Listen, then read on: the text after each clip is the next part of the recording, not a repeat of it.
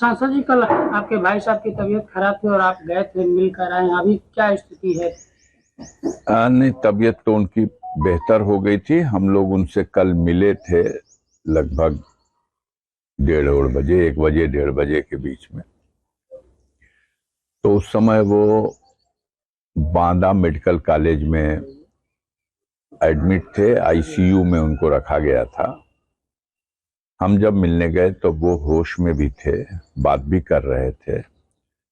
और हाँ, दो चीजें जो देखने को मिली, एक तो ये कि चेहरे पे सूजन थी, ओठ मोटे मोटे फूल गए हैं, और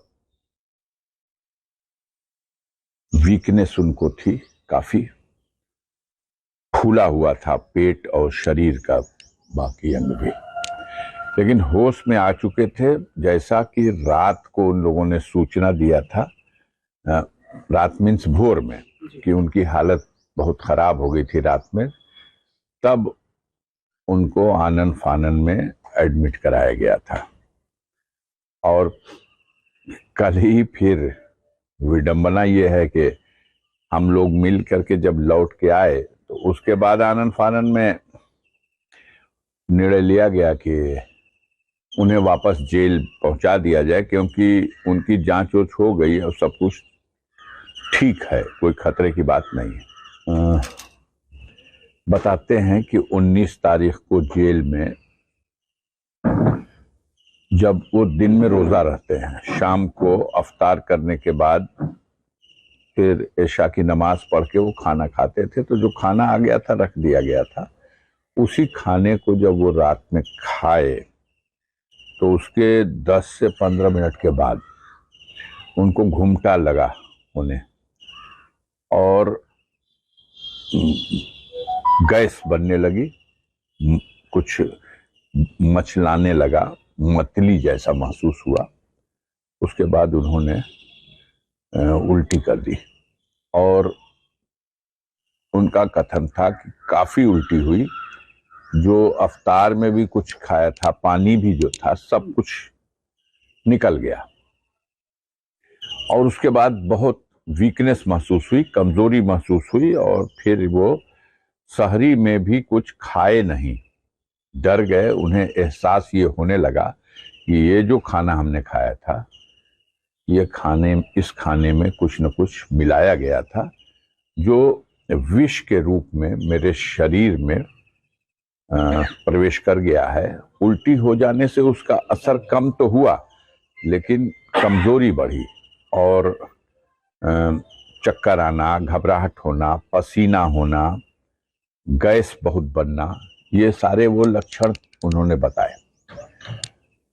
उसकी खबर जब डॉक्टर को हुई तो जेल के डॉक्टर वगैरह ने इलाज शुरू किया, इंजेक्शन दिए, दवाएं दी, और 2 दिन 3 दिन ये चलता रहा। इस बीच में वो कमजोरी की वजह से इस लायक भी नहीं रहे कि 20-25 कदम पर जो वीडियो कॉन्फ्रेंसिंग रूम है, वो तारीख पर उस वीडियो कॉन्फ्रेंसिंग रूम में ले नहीं जाए जा सके। तो कोर्ट में चूंकि वकील एक दिन पहले मिलने गया था, तो उससे उन्होंने ये दास्तान बता दी थी कि मुझे इस तरह की कोशिश की गई है। उस बीच आपसे भी बात हुई? नहीं, हमसे तो उन्होंने टेलीफोन से 5-6 दिन हो गया बात नहीं की। उससे पहले एक बार 40 दिन पहले, लगभग 42 दिन हो 45 दिन हो गया हो, लेकिन लगभग 1.25 महीना 1.5 महीना पहले उन्होंने टेलीफोन पे बताया था, और बिल्कुल क्लियर कट बताया था कि उनके खाने में विष मिला करके, इस तरह का विष मिला रहे हैं कि वो हमारे शरीर को उस जहर से काफी तकलीफ हो रही है, और दर्द हो रहा है, और कमजोरी हो रही है। और जब इसकी कंप्लेन उन्होंने कहा कि हमने किया है, हमको रोज इंजेक्शन लगता है, 28 इंजेक्शन लगने के बाद वो उस बार जो विष का असर था वो कम हुआ। वो फोन पे जितनी बार भी बात किए हैं, मेरे पास है उसका रिकॉर्ड। डॉक्टरों से बात हुई तो वो लोग क्या बता रहे हैं? देखिए, डॉक्टर, यही अफसोस की बात है कि मेडिकल कॉलेज में हो सकता है कि डॉक्टर हो, लेकिन इनके इलाज के लिए जो लगाए गए थे उसमें जो हेड थे वो एक सर्जन थे, वो हार्निया उर्निया का ऑपरेशन करने वाले एक सर्जन थे। उन्होंने साफ कहा कि इनके मामले में कोई सर्जरी का केस नहीं है, इनके शरीर में कोई टूट फूट या सर्जरी नहीं हुई है, और मैं तीनों की टीम का इंचार्ज हूं।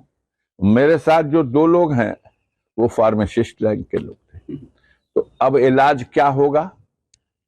मेडिकल कॉलेज खूब बड़ा सा नाम हो, उसमें भी आईसीयू का डिपार्टमेंट बहुत गंभीरता की बात है। लेकिन आप सोचिए कि जिस रोगी को 3 बजे भोर में भेजा गया इलाज शुरू करने के लिए, वो कहते हैं कि बस 3 बजे से 3 बजे के अंदर सारी जांच कर ली गई, वो ठीक है और फिर से इनको जेल में डाला जा रहा। वजह यह है कि मीडिया ने इस खबर को कल इतनी प्रमुखता से दिखाया कि पूरे देश में ये एक मेन न्यूज हो गई। सरकार के कानून व्यवस्था की जो धज्जी उड़ रही थी, उसकी वजह से ये लोग घबराए और कहे कि इनका इलाज जेल में ही कराया जाएगा। इनको लाया गया था सिर्फ इसलिए कि इनका चेकअप हो जाए। आप पूछ सकते हैं, कभी पलट के पूछने की तो आपको इजाजत नहीं है, लेकिन कभी हम पूछते हैं, जनता पूछ रही है क्या लीवर का टेस्ट हुआ? तो जवाब ही नहीं आएगा। अगर पॉइजन की बात है तो सबसे पहले लीवर टेस्ट होना चाहिए। क्या किया? अल्ट्रासाउंड कर लिया। क्या किया? एक्सरे करा लिया। आप एक्सरे करा लिए, हड्डी तो टूटी नहीं है। यह और बात है कि वो गिर गए थे बाथरूम में और उस समय मूर्छित हो गए थे। तो कई दिन से ये चल रहा था, कोर्ट ने भी इसका संज्ञान ले लिया था। उनके वकील ने कोर्ट में पहले ही लिख के दे दिया था कि उनको पॉइजन दिया गया है, और ऐसी स्थिति में उनका रात में गिर जाना, बेहोश हो जाना और उनका बीपी वगैरह काफी डाउन हो जाना, ऑक्सीजन का प्रॉब्लम पैदा हो गया। तब उनको उस हालत में भेजा तो गया, कम से कम इतना है कि मेडिकल कॉलेज भेजा गया। अब हो सकता है उन लोगों ने आकलन करने में वो समझ रहे हैं कि अब ये अपने बिल्कुल खराब पोजीशन में पहुंच गए। लेकिन बाधा जो स्वास्थ्य विभाग है, मेडिकल कॉलेज, वो ये कह रहा है कि कोई गंभीर बीमारी वो जो कुछ कह रहा सही कह रहा। बांदा पूरा मेडिकल डिपार्टमेंट प्रशासनिक मशीनरी के कब्जे में है। एक सेकंड डॉक्टर की हिम्मत नहीं है कि वो हमसे बात कर ले। न हम कस्टडी में थे, न डॉक्टर कस्टडी में था, लेकिन हम दोनों के बीच की बात हो रही तो वहीं पे सादी वर्दी वाला खड़ा है। आप क्या, तो हम क्या बात हो रही वो सुनेंगे। ये कोई नियम ही नहीं है। डॉक्टर ने 2 शब्द में सब कह दिया। उसने कहा मैं सर्जन हूं और इनके मामले में सर्जरी का कोई केस नहीं है। अब और क्या कहेगा? और डॉक्टर कह दिया। डॉक्टर ने उनको पूरी तरह अनफिट माना होगा, तब एडमिट किया होगा। एडमिट करने के बाद भी कोई साधारण वार्ड में नहीं, आईसीयू वार्ड में ले जाया गया होगा, जब बहुत ही त्वरित इलाज की जरूरत महसूस की गई होगी। मैंने मेडिकल कॉलेज के प्रिंसिपल से मिलना चाहा, बात करना चाहा, मिले भी नहीं। फोन पे भी बात करने से डर रहे, जहां पूरा एक आतंक मचा रखा है वहां के जो सादी वर्दी और वर्दी वाले लोगों ने। अब इसको आप समझ सकते हैं। मुख्तार अंसारी के छोटे बेटे भी गए थे मिलने, और नहीं मिलने दिया।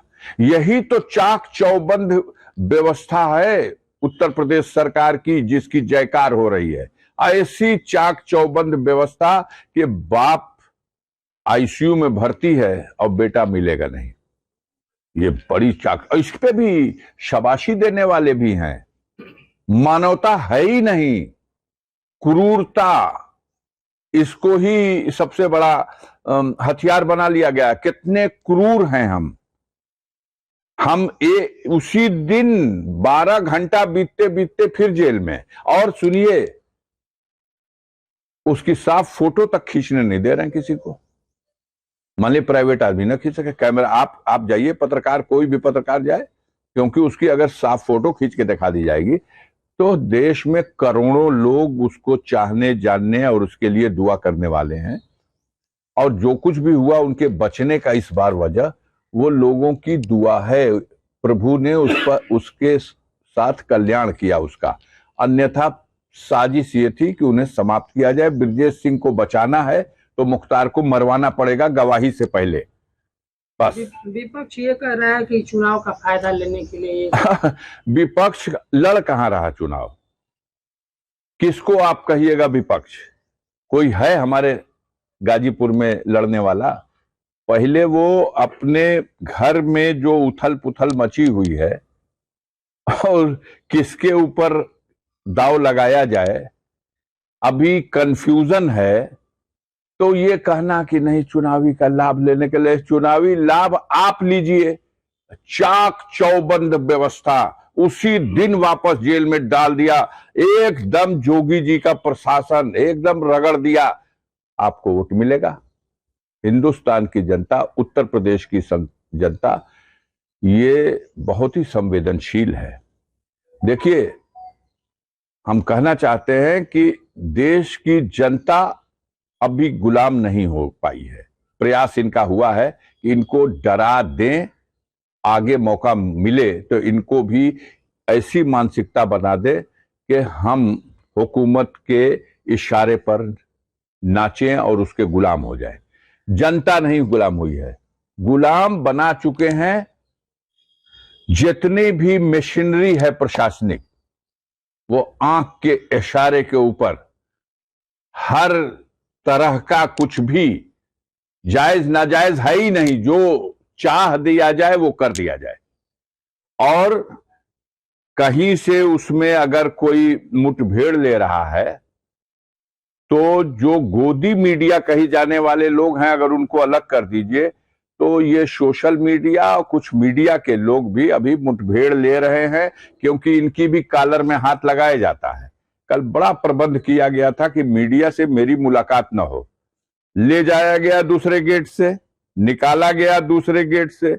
लेकिन ये भी मीडिया वाले, पता नहीं इनको कमांडो की ट्रेनिंग कहां से है, कूदते फांदते दौड़ते उलटते गिरते, हाय हाय हाय हाय, सारी व्यवस्था ध्वस्त करके, और एक दो नहीं सैकड़ों की संख्या में देश की कोई मीडिया बची नहीं थी जो वहां न आ गई हो। वो तो सभी लोग देख ही रहे थे, सब समझ रहे थे। लेकिन जिनके आका ऊपर बैठे हैं, उनका मर्जी नहीं है तो कैसे खबर चलेगी? यही खबर चले तो कि उनको जल्दी वापस भेज दिया गया और उनको कुछ नहीं हो गया था। कभी कहा जा रहा ज्यादा खाना खा लेने से वो बीमार हुए, और कभी ये कहा जा रहा है कि उनको रोजा रखने की वजह से, रमजान की वजह से वो बीमार हो गए। बहरहाल कम से कम वो बीमार, उस बीमार को आपने बीमार माना और अस्पताल भेजा और फिर उसको स्वस्थ मान लिया और फिर वहां पहुंचा दिया। वो आपकी कस्टडी में है, आपको कानूनी अधिकार है। अब माननीय न्यायालय इसका क्या संज्ञान लेता है ये देखने की बात है।